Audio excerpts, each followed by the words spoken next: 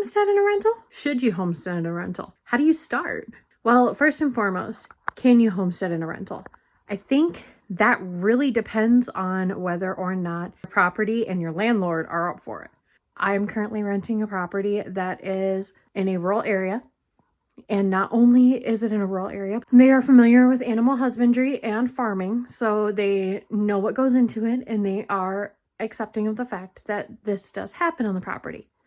What if you do have a good landlord like I do? First, you need to look at the type of property that you have. Is it huge? Is it a farm? Is it more of like a house? Is it multifamily living, apartment, something like that? Are you in a subdivision with an HOA? All that you gotta think of on your own. Go for whatever animals your landlord will let you have that you can feasibly take care of. Don't get a cow if you don't know how to take care of a cow and you're not necessarily going to feel comfortable taking care of a cow. We are raising rabbits. Rabbits are quiet. Rabbits are clean in regards to animals. Another animal I would love to have would be quail.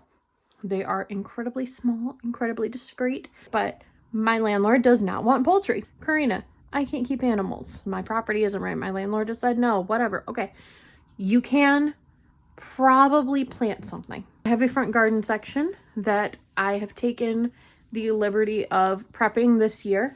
And next year, I plan on doing things like tomatoes and peppers and peas. I also have peas. Those are relatively easy. They don't take up too much space. They don't take up a lot of sunlight. I don't have to go till a huge garden. I can just use what I have. Karina, I don't have that. Tomatoes will grow in anything. Tomatoes and cockroaches.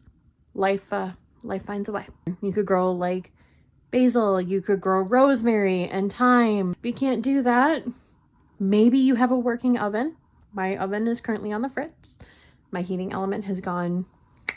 I can still use the stove though, so we're good. Try baking your own bread. If you have access to it, try getting heavy whipping cream and you can make your own butter. Right now, one of the skills I'm currently working on is embroidering and sewing. I learned how when I was very young how to hand sew, but I stopped doing it as a kid. And when my son said he wanted a thank you buyer banner, try saying that 3 times fast, I thought, why don't I just try embroidering it? It'll be cheaper in the long run if I make it versus printing out a vinyl banner or anything like that. It'll be a skill that I can hopefully develop and do something with in the long run. You could take up, I don't know, you could see if there are cooking classes if you don't know how to cook. A couple of our local libraries do offer skills classes during different points of the day or the week.